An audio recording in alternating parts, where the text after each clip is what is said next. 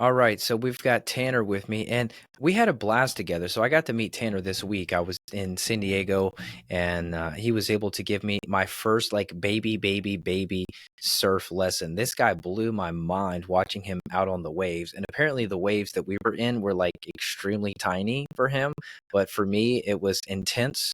And apparently this guy's doing like 40 feet and higher waves. And he also has a new film coming out. He said it's hard to categorize, but this is a surfing film that's going to come out. So I just wanted to chat with you and just, man, just number one, just share the love and the passion for the ocean together. And hopefully you can give me some more tips because I got my ass kicked pretty good out there, and I wore out. I guess you should have told me, hey, don't lift too heavy in the gym. You're gonna need that energy by the time you get to the water. And I was already so tanked that I didn't have much left. So welcome. Yeah, thank you for having me. I'm excited to be here. Yeah, it's a pleasure. Thank you. All right, so you're in your late 20s now. Now you've been surfing for a decade plus now. And in terms of mental health, you were mentioning a lot of surfers you feel like have anger issues. What do you think that's about? Is that just a coincidence that these guys are trying to escape their anger and get out to the waves, or what's going on there? I think surfing for most of us ends up being some form of a coping mechanism at any point in our life. Oftentimes it's a release. It's one of the only places in modern times that you can actually physically go and disconnect with like no phone, no technology, just you and nature. And it's right outside, some of our front doors if we're lucky enough to live close enough to the beach. And there's this uh, misunderstanding I find between surf culture and how it is, and then how it's been portrayed in the media for so long. Most surfers are kind of portrayed as more like relaxed and kind of like one with nature, and there is a big part of that, but the core part of surfing has become more territorial, more intense, and the thing that I think attracts it the most is that you're fighting over a limited resource. So as you get more and more into surfing, you learn that there's only so many waves to some extent, but there's only so many good waves, right? Like, if however many waves come in the morning, there's only one wave of the day. It's like the best shape. It happens to like hit all of the, whether it be the reef or the sand, right, and kind of makes a perfect like bowl or connection between like the whitewash and the wave face. And I'm trying to find a way to explain this in not super surfer terms. But yeah, so you're fighting over a limited resource, and then it's one of the only places in life where you can kind of just assign yourself the power to be like a local at a certain spot, and there's no like rules or police. All of the rules of surfing are unwritten, so it's just kind of like a big gray area, and oftentimes you'll find guys who are not necessarily happy with their life in general. They take that comes out when they're surfing. So if you're a beginner and you get in the way of somebody who's like a local at a certain spot, they'll if they're an angry person, they're gonna snap at you and probably deter you away from surfing. I've met so many beginners throughout even myself when I first started, where you're just trying to figure it out. Like the ocean's crazy, man. Like as you learn, like everything's changing all the time. It never stops. It beats the hell out of you, and there's just this crazy thing that you're not used to. Like you don't know what's coming. You don't know where it is. You go under a wave. Sometimes you don't know which way it's up. So it's a very intimidating place to be. And when you get yelled at by somebody who's like from there or has been doing it for longer, it's often because they forgot that they were there at one point themselves. And it's just like a weird sense of entitlement. And yeah, it's strange, but don't get me wrong, there's like a beautiful side of it. And that's what I try and portray across all of my channels is like, forget about the quality of the waves, forget about everything else. Like just go out there and do it at its core. Yeah. And that's And where did you that's where the most beautiful part of surfing is. and did you say you were surfing, was it 40-foot waves? I mean, you call yourself a big wave surfer. I'm like, well, what's big? I mean, because some of the ones I've seen were big, and you're like, this is tiny. I mean, what is a big wave? What's been your history? Where have you been? Like, what are some of these big waves you're talking about, Ben? Yeah, so big wave surfing is a branch of surfing that is more focused on like bigger waves, obviously, but certain locations around the world. So in order for a wave to be really good or really special, there's all these different factors that have to come into play for where the wave is, the way the bottom is shaped, how far it is from local storms in the northern or the South Pacific, how the weather is. And there's all these certain factors that have to line up to make a good wave, and then a big wave requires even more.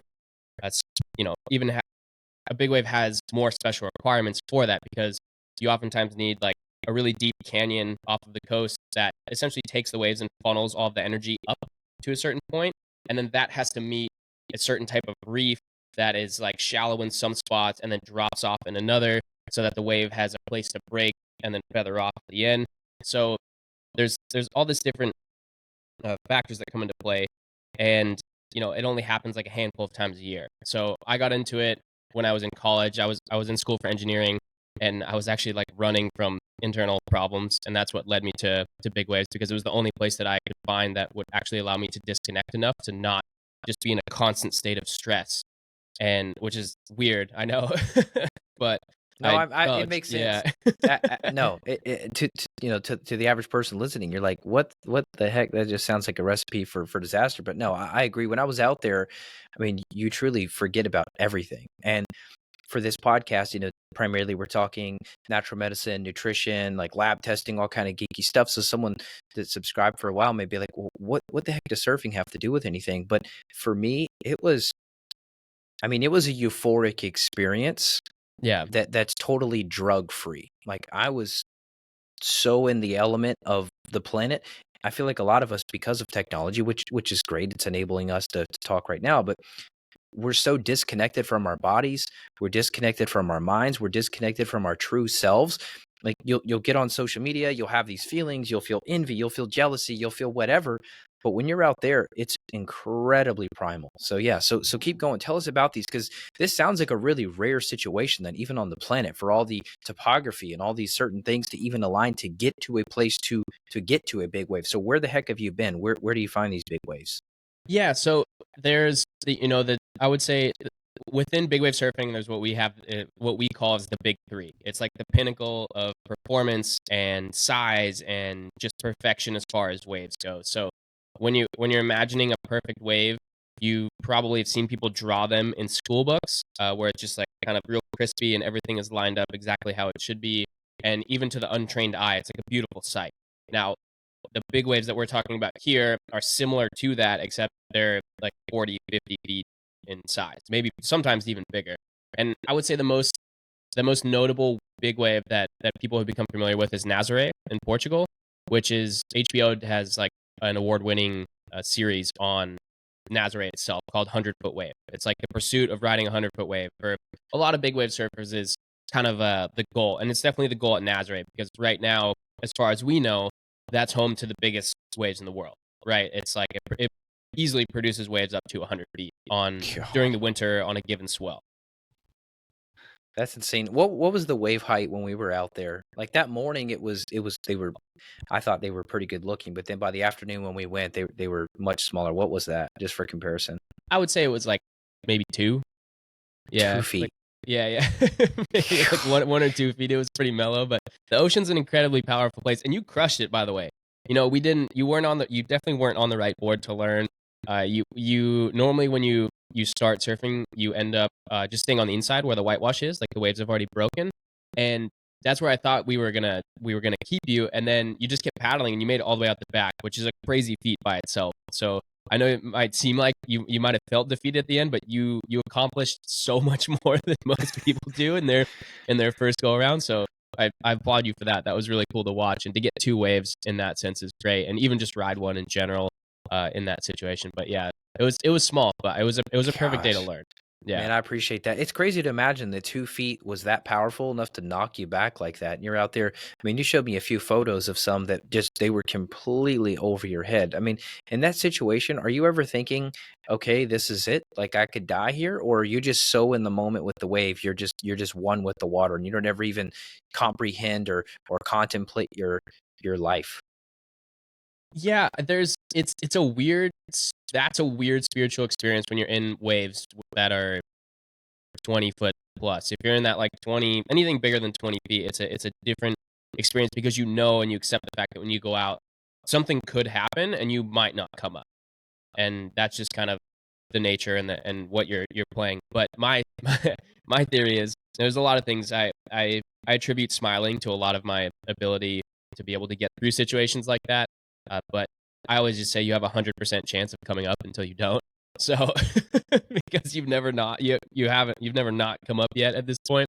So I usually take that into effect. And when you're underwater like that, as soon as you start to let go of the thought of dying, basically, if you can find that you need to have that switch, you'll relax, right? Because that's the whole point, is when you're taking like a 40-foot wave on the head, you are already at like maximum heart rate because you're anxious. It's like you could drown. It's a very real possibility.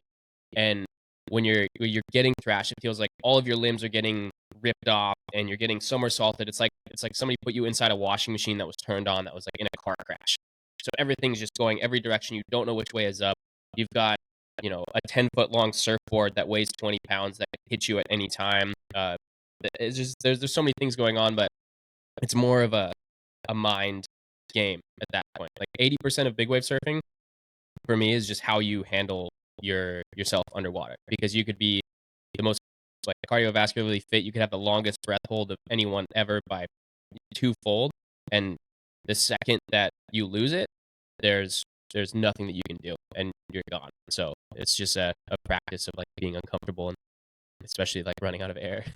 Yeah, no, that's what I want to dive into a little bit, is just the mental piece. I mean, how could someone take what you've learned to survive these giant waves, and how could they apply that to their daily life? Because they may say, like, I have no interest. They may be listening like, hey, I'm 45 years old. Like, I'm never ever going to get out there in these giant waves. I just want to know, how do I cope better as a parent, or how do I cope better as a husband? Like, I've got this big plate of stress. I run this company. I've got all this work to do, and they're getting overwhelmed. They're getting stuck in fight or flight. Maybe you could help those people too with what you've learned out there on the water, because I find so many people, they're stuck in fight or flight, even though there is no real threat like a wave that's going to drown them. They feel like that. They're sitting at their desk, but yet they still feel like they have a wave Mhm. coming to drown them. So could you talk people through that mental piece? I mean, what advice would you tell someone like that, where their plate is completely full, they feel overwhelmed, they feel frazzled from these daily things? What can they do to escape that? Yeah, so I struggle with that a lot, and particularly after I haven't gone and surfed big waves in a long time. For me right now, like I've been probably the most stressed that I've been in months. Like I've got this movie coming up. It's just like financially, it's a lot of money to go and do all of that, and there's just like all this stress. Like everything this morning was actually a great example, like peak stress. And you know, the easiest answer is obviously to go out and go surfing, but sometimes that doesn't quite do it. So I've found that when you're stuck in that fight or flight mode, you should see you should have, I think, like 4 or 5 different uh, coping mechanisms, right? For lack of a better term for me right now, that you can go out and actively do. And like that could be as simple as walking. Like walking outside is one of the most incredible things that you could do, especially if it's sunny out. There's something about just going out and going for a walk in the sun on any given day that will help tremendously. But if it's not sunny, maybe it's just like running on a treadmill, or it's just, going and doing 10 minutes of breath work, because 10 minutes of breath work will completely change the rest of your day without question. Of real focus, like it doesn't have to be some crazy Wim Hof thing. It could just be, 10 rounds of box breathing, which is, like breathe in for 4 seconds, hold it for 4 seconds, let it out for 4 seconds, then hold again for 4 seconds. And doing 10 rounds of that will oftentimes get you out of that fight or flight mode. It's like, okay, like cool, everything is all good. And that kind of same thing is what I learned from the ocean, is learning that in those crazy situations, that when you are able to bring it back into real life, the ocean teaches you so many incredible lessons just from that, because it's like, oh, okay, cool. I don't have anything under control in life, really. Like at its core, and that's what the ocean teaches you. And it's like, okay, well, why am I so worried about these couple things when nothing is in my control? Like, why am I worried about controlling these two things when, as long as I'm just putting my best effort out there, you'll get your best result rather than just worrying about it.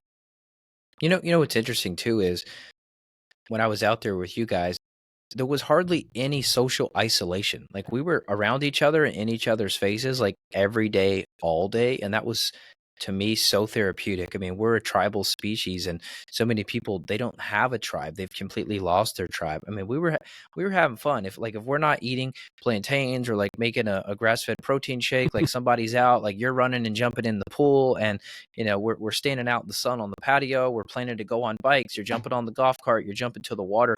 So I just found that having this playful attitude, I mean, it was really, really infectious and contagious for me, because I'm coming in and dealing with 25, 30 different clients a week. There's tons of extremely bad stories I listen to. Like, it's a heavy load, but when you have Yeah. that sociability involved, like, it totally just erased all of that. Like, I forgot about any of the stressors and the worries just by having the tribe. So maybe that's another piece to the puzzle as well you figured out, is trying to just surround yourself with people that are going to bring you up like that. I know when you're married, when you have kids, it's hard. You just naturally kind of drift away from people, trying to stay in touch with friends, trying to stay in touch with couples. It's hard. But man, I saw just in the week of hanging out with you guys, like, that social piece it's massively a great de-stressor that people just ignore. Yeah. I would say meeting Brendan and him kind of bringing me into his life, like not only as an athlete for his company, but as just like a really close friend, has single-handedly been the best thing that's happened to me in my adult life. Like, I grew up, I was the weird nerdy kid. I didn't really socialize too much. I just read books. I went to school for engineering, and that's a grind. Like, you don't have time to socialize, especially when you're in school. And I was commuting, like an hour and a half each way every day. So there was just no socialization. And I always felt like I was like longing for it. Right. And then it's been really cool to see how the relationship with Brennan and Austin and Joe and Albert and all of us have kind of really come together, particularly since they moved down here. And it's completely changed the way that I can go about my days, go about life. It makes it really easy to disconnect. Like, as you run your own business. Like, I'm on the same front with mine. It's oftentimes hard to disconnect because it's all you see. Like, you're trying to make this thing great, and that's a great opportunity to relax and just kind of exist, right? Like, often all of us get so lost in chasing something, when in reality we're just chasing that so that we can just exist at some point and be our happiest. So it's cool to kind of be able to go into those modes and have people who are positive and motivating and just kind of push each other in each way, that all complement each other but aren't exactly the same. It's hard. I mean, I guess you guys are in a small town there, so it's a little easier, but I don't even know. How would the average person listening, like, they're in Chicago or something, they're in some giant city, like, how do they even start to build that? I mean, is it a Facebook group? Is it Meetup? Like, what the heck do you even do? Because when I see that and I get to hang out with a group of guys like that, it's so fun. And then I get back to my little town here, I'm like, where do I go? Like, do I Yeah. go to Whole Foods and you just start asking random dudes, like, "Hey man, can we be bros and hang out?" Like, Yeah. it seems challenging. Just hang out next to the grass-fed ribeye section and, and hope that Pretty you come much. across somebody. I don't I feel very blessed and lucky in that, growing up in Southern California, that there's e- everyone does something, particularly when they're younger. Everyone has some sort of a sport or passion. But if I didn't have surfing, I would have to have something else that got me outside, that I love, that was motivating. So for me right now, like, I love running. Like, I'm gonna start training to do like a 100-mile ultra marathon, and that's like a big part of it. And right now that's a good example because run clubs are blowing up everywhere. So if you want to meet people who are like minded, that's a great place to start. It's just going to a run club, and just meeting people and talking. And it's not going to happen right away. Like, building, I never really had like close friends until just the last few years, like a group of friends. I'd always have like one or two, and which is great. Like, I think you should keep your circle small, but once you get to that point where you're like, oh, cool, we share all these like epic interests, um, and I think we're really lucky because we just get to all of us have worked so hard to kind of get where we are with social media, that we do get to have a lot of fun and just kind of be kids again, right? It's like you grow up your whole life waiting for the chance you get to be an adult, and then when you're an adult, you realize that being a kid for the rest of your life is maybe the most fulfilling way to live, right? And the most happy for a lot of us is just to be able to go and play. I don't think adults go and play enough. Agreed, man. I mean, when I'm out there with my snorkel and I've got my fins, if I'm out at the springs or if I'm out at the lake or I'm out in the Gulf water, I guess that's the one benefit of kids that are young, is they do force you to see that. They do force you to see that all of the things that you thought were so serious and so important, it's maybe Yeah. not as serious as important as you think. And just being out here and looking for a starfish, like that could be literally the peak of your day. Yeah, Pretty totally. simple, really. It actually makes your life more simple when you realize that. The more, so going back to surfing and surf culture, actually, a lot of surfers get stuck on the quality of the waves that they're catching, and if they're not, up to par with what they think they should be getting, or they're not performing like they should, it really affects them, and oftentimes ruins the rest of their session, and it can ruin the rest of their day, which is the opposite of what should be happening.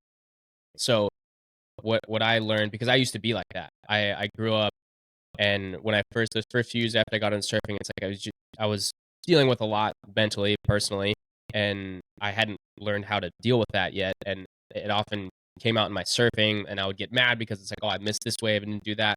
And the more you dial it back, and the more simple that you make it, it becomes so much more fulfilling, because now, instead of going out, like, surfing's my job, right? And I have to perform to some extent, but there's so many times where I just go out and it's like, I as long as if I like catch a wave, even if I don't catch a wave, it was a worthwhile experience, because that's the simplest act of it, just being you and nature, and that's it. And that's kind of, the more you dial it back to being more simple, the more productive you're gonna feel afterwards. Because now I go out and it's like, there are days that I might be trying to film or make a video, but even still, like, I focus on the experience before I focus on the product that I'm trying to get. And that No, makes it well just said. incredibly fun. I don't. It should be fun. If it starts to feel like a job, then it's not a. That's for me. That's not it. Yeah, no, the lesson for me, you could look at somebody out on the beach, okay, they've got the wetsuit on, they've got the surfboard, and you could think, "Oh, must be nice, just have nothing to do. You're just out here at 2 p.m. on an average work day." Yeah. But really, what I found is that in between the periods of play, all the guys are working on doing videos and creating content and actually working and performing at a high intense level. Like, I mean, one of the days we were there, Dr. Jane, I mean, we filmed for, I think it was like maybe 6 hours in one day. I mean, we were sitting with lights and cameras on us for Yeah. hours and hours and hours and hours. But then you have that release valve at the end of the day, which is hit the gym, go surf. So I think, if anything, even if people are like, "Hey, I'm inland, I have no access to water," maybe you could at least get to a lake or something. But the Yeah. lesson I learned in seeing you guys perform at a high level, both in the water and out of the water, is that this playtime is actually creating better entrepreneurship, better business decisions, because you've taken off the load. You've taken the release valve of the pressure, of the stressors of the day, these decisions, these emails. You've taken that and you've literally just hit the release valve on all of that, to where now, if you come back and revisit that same issue, you have a much more clear head. You're not emotional about it. You're probably not going to make as bad of a decision. So I encourage anybody, whatever you can do to be physical, whether that is the gym, maybe you can hit even those indoor surfing. I mean, I've seen Yeah. places inland that have indoor surfing. It doesn't have to be surfing. Like, if that's not your thing, it's fine. But what I've learned is these release valves that you guys have put into place and you've built into your lifestyle is incredible for you to stay grounded, be more present in your relationships, be better businessmen. Like, it's an incredible thing. And the Richard Louv was his name. He wrote a book called Last Child in the Woods, and it's all about what he's calling nature deficit disorder, and really how, like, ADD, ADHD, a lot of these behavioral mental health issues we're seeing, it's really just a nature deficiency. Yeah. And when you're out there and you get your face smacked by a wave, like, you realize, oh man, like, I've been ignoring nature. I gotta get out here in the water more. I'm out in the woods a lot. I feel like I'm outside a lot, and I still don't feel like I'm as connected to nature as I want to be. Yeah. It's strange. I've found, and maybe it's just because surfing is an addiction at its core, but I've found that it's really hard to get the same feeling that you do as far as your connection with nature, right? Like, there are days where, again, I'm going to bring back running, because everyone always talks about the runner's high, and that's totally true, because you get past a certain point and everyone has a different mile marker, or time limit, or depending on where they are in their physical journey, that everything else is like, that's the release valve. Everything else goes away, and you can feel it. You catch yourself like, oh, whoa, it doesn't matter. Whatever I was just stressed about, it's fine. It'll work itself out. I'm worrying about it, and it hasn't even happened yet. And I think one of the greatest lessons I've learned recently is that like there's no sense in worrying about something that hasn't happened. Like you can do your best to kind of mitigate that from happening, but worrying is just spent energy that it just makes you feel worse rather than taking action and going out there. But yeah, I just, man, the more time you can spend out the side, the more incredible life is in general, and the more time you Agreed. spend smiling while you're out doing it is uh, time well spent for sure. Agreed. Agreed. All right. I want to talk about this. You're calling it an educational surf film. It's called Surf Nurd. You spelled it Nurd, Surf Nurd. And then we're going to publish this immediately. And so it looks like it's this Thursday. So if people are listening into the future, I'm sure you'll tell us about other places that people can access this. But you've got it here. I'm looking at this event, and it's at the La Paloma Theatre, Encinitas, California. This is Thursday, June 27th. Looks like 9 o'clock Pacific. You're doing, it's just like the film openings. It's like the grand opening for this, grand viewing. Yeah, so it'll be as a in surfing you can take two paths with your career. You can either go and try and qualify and compete on the world tour, which travels the world and like surfs all the best waves and competes. Obviously, that's like the upper echelon. There's only 30 surfers that get to qualify every year. Or you can go the free surfing route, which with the addition of social media over the last decade or so has opened it up to, I would say, basically anyone willing to go and pursue that. And a big part of that, especially in the early 2000s all the way up until now, is putting out a surf film, like a full length, like a feature length action sports film was around 30 minutes. And that has been a dream of mine to do that. And I'm premiering it at the La Paloma Theatre in Encinitas, which is one of the most iconic theaters in surfing. Every major surf film that has been premiered has been there. Which is a crazy thing to think that, the kid who like would never go in the ocean up until they were 16 is like, and had that dream is like, oh wow, like I'm actually doing this. And yeah, I'm just trying to combine, like I'd mentioned that I got my degree in engineering, and I have this section of my social media that's called Surf Physics, which I break down the physics of surfing and the mechanics of the ocean. And I combined that and traveling to some of the biggest waves in the world together into one movie, so that not only am I showcasing like my skills as an athlete, you're learning something at the same time. It's a strange, I don't know, there's no like genre, I guess, for for it. I like it. I'm excited. Now, I won't be there, but will people be able to view this? Like, what's your future plan for the film? It'll end up on YouTube probably mid-July. I may go do a couple more premieres. It just depends. It's really expensive to go and do all of this. Yeah. So I'll probably I'll put it on YouTube in mid-June, maybe sooner. If I decide that okay, like I'm not gonna go, I might take it to Maui or try and come to Florida. Actually, I won't. I'll put it out then. But if not, it'll be mid-June for sure. Cool. All right. Or start July. And then give people your channels. Let us know where people can follow you if they want to see your pictures, your videos. They want to keep up with you. Maybe they're interested. Maybe they want to dive into surfing. Maybe they're close. They have access to the water. They want to get the heck out on a board. Where can they keep up with you? Yeah, you can find me across social media, whether that be YouTube or Instagram or TikTok, as Beach Cowboy, which is that's like the Beach Cowboy underscore on Instagram and TikTok, and then just Beach Cowboy on YouTube. I put out vlogs every day, kind of documenting my experiences, like as a surfer and somebody trying to grow themselves as an athlete, as an entrepreneur. And then Instagram and TikTok is a lot more educational. It documents like a lot of my surfing. It's fun and light, and I focused mostly on positivity and mental health and how it can affect you and make you a better person and a better surfer. And I talk about science and surfing too as well. That's great, man. And for folks listening, or if you're watching the video of this, he's got a t-shirt on here, so you can't really tell, but this dude is in incredible shape. I mean, he swims as fast as a dolphin. I would see him hit this wave, rip the wave. He turns right back around. And by the time I've paddled the distance of one wave, this guy's 5 waves out from me. So it's insane, man. It's an incredible way to get in shape. I thought that I was decently in physical shape, but this is a whole new realm for me. Just the lats, the shoulders, the arm involvement. My God, I've never realized I was that out of shape for something like that until I did it. Yeah, but you crushed it though. Surfing, it'll probably take 3 or 4 months for anyone. Like it doesn't, they could be the most fit CrossFit athlete ever and they would have the same experience. Just the demand and the core strength and stability. There's just so many little things that, there's really no way to like train just for that, you know? Yep, and you have clothing as well. It's called Residual Stoke. So that is clothing. Are you offering like shirts, hoodies? What's that? Yeah, it's got so I started this brand called Residual Stoke that offer right now it's just high quality shirts and hoodies. I'm looking at sourcing training shorts and running shorts to turn it into more of like a North Face, Florence Marine, kind of like water based brand. And then within that, I have what's called the Nubs collection, and I've talked about smiling before, and it's never underestimate the power of a smile. And that collection, I take about half of all the profits that I make from each shirt, and I put it into a fund, and then I use that money to give back to like followers or people who bought, and give them access to like surfing or or like therapy or a gym membership. You know, just to try and motivate people to get outside and get active. Right, like that's the best drug that money can buy. That For doesn't cost sure. anything.